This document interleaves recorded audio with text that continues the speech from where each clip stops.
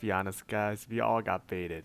We got told this, but instead we got this. I'm not complaining, cause holy. This video, I'll be covering all the materials that you need to pre-farm for Castorice, and if you guys do like this video, do leave a like and subscribe to the channel. I would greatly appreciate it, and also leave a comment with any question that you guys might have. But without further ado, here's what you need to pre-farm for Castorice. So much like every other character, in order to fully max out Castorice level and traces, it'll cost you about 3.8 million credit. Most of the time, people won't have issue with this unless you build like literally every character in the game, or sometime if you don't buy the battle pass, then you might run into certain credit issue if you actually build a lot of characters, but you can generally farm them pretty easily, so I don't think this will be an issue for most people. For the Ascension material, you would need the newest Quantum that just dropped at 3.1. This is the shape of a guild moon. Pretty sure this is for trivia as well.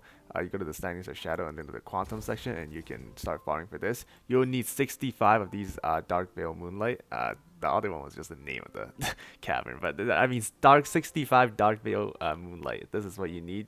You'll need 65 of them in order to fully ascend Castorice. I believe this also just came out at 3.1 release at the day of the recording. This is called the Ethereal Omen.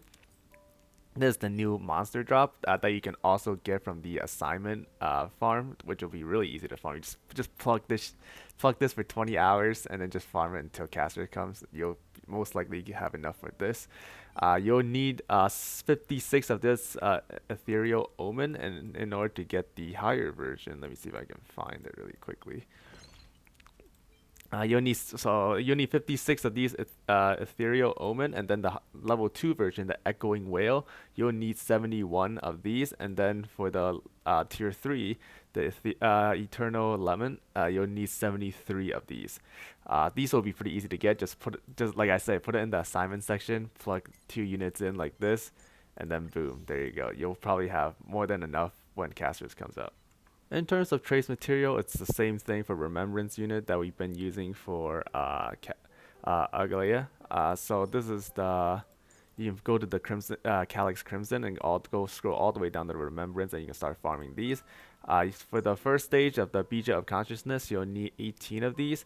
Second stage, Seedling Amanas, you'll need 69 of these, and then the last stage, Flower of Alaya, you'll need 139 of these to fully max Castorice traces. Keep in mind that if you don't plan on maxing her auto attack or her basic attack, which I think most people wouldn't, as far as I know, I don't think Castorice need to max out her basic. So if you don't need to max out her basic, these values obviously would be lower, right? So maybe it's not 139, maybe it's closer to like 120, 115, somewhere around there. If you don't plan on maxing her basic, but in terms of maxing her out, that's how much you need for that. And of course, you can't forget about the Tracks of Destiny. You'll need 8 Tracks of Destiny to fully max out Castorice. I believe for her A4 and A6 major traces, it'll cost 1 Tracks of Destiny. From her skill, talent, and then ultimate from level 8 to 9 costs 1 Tracks of Destiny, and then 9 to 10 costs another Tracks of Destiny. So that would be 6 plus the 2 major traces. So it'll be 8 Tracks of Destiny you'll need to fully max out Castorice traces. If we go to Echo of War, the weekly boss material that you'll need is the one from Fei Xiao. You'll need 12 Auspice Sliver. Generally, this boss is not that hard from what I know. I think it's harder than the other one for sure, but like this one's generally will be pretty easy to get. You get about 3 to 4 of these per run, but it's very unrealistic that you'll get 3 times in a row. So bank on considering you investing 2 weeks worth of this, or like the first week of 3 and then another one the next week in order to get the required amount to fully max out Castorice. Now in terms of what relic to farm, I feel like most people probably already know what relic to farm, and they've probably already been farming it since fucking 3.0 was released. Her best in slot is definitely the Poet of the Mourning Collapse. The 2 and 4 piece are crazy quantum damage, and then crit rate. The crazy amount of crit rate if your speed is very low. I believe Castorice's base speed is going to be really low from what I know and seen, and this will also decrease the base speed by 8%, right?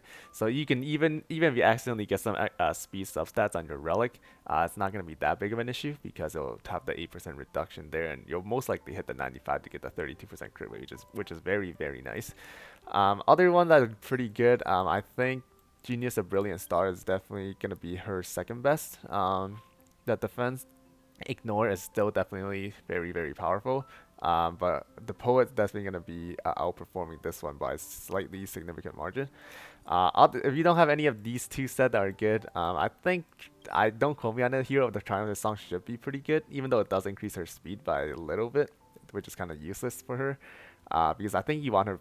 I'm pretty sure you want to run Castorice slow because you don't want her dragon to go up too fast because then it'll be not as good.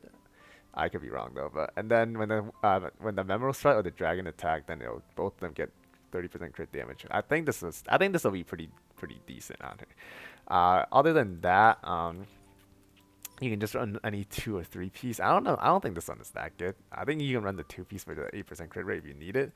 And then any of the 2 piece attack piece, I think it'll do all okay. Windsoaring Valorous, the Prisoner Deep Confinement, and then the Musketeer the Wild Wheat. Any of the 2 set there is gonna be pretty okay. But I'll be honest. I think you should full send on Poet of the Mourning class. I've been doing this my past almost a month now.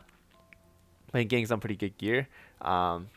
This one definitely hurt BIS by a big significant margin. If you have Brilliant Genius of the Brilliant Star, like I said, you already have a really cracked piece, 4 piece for it already. I think that's also fine. I don't think you need to completely sack all your energy to find another whole set of cracked pieces. Planar set, this one's definitely going to be Castorice best in slot. This one right here, Bone Collection, Serene, the Demesne, I don't know how to say it. But it increased the wearer's max HP by 12%, which Castorice doesn't actually use attack. All of her attack damage is from her max HP, so which is why this is her best in slot. And then whenever the wearer max HP is up 5,000 or higher, increase the wearer and their Memo's record damage by 28%. So as you can see, perfect for Castorice, literally made for Castorice. You'll most likely 100% get a 5,000 HP on her, so you'll definitely get the 28% crit damage for Castorice and her dragon. Other pieces, honestly, I don't even know if I want to consider any of these other pieces. When attacking someone with the crit damage, I guess the BananAmusement part is still. I think a BananAmusement part is still be pretty decent, right? Because you do summon the dragon, so I think this one Wondrous BananAmusement part will still be pretty good on her. I think it would be slightly worse than Bone Collector Serene Destinator. And then the other one, I don't even consider the other one. I think you just full send. I think you just full send on this if you have the extra energy to do so. I think you just full send on this. But if you already have some pretty good one for this one already, because I know some people has been pre-farming for this one, assuming this one will be the best one, which I don't blame them. I have been doing that as well.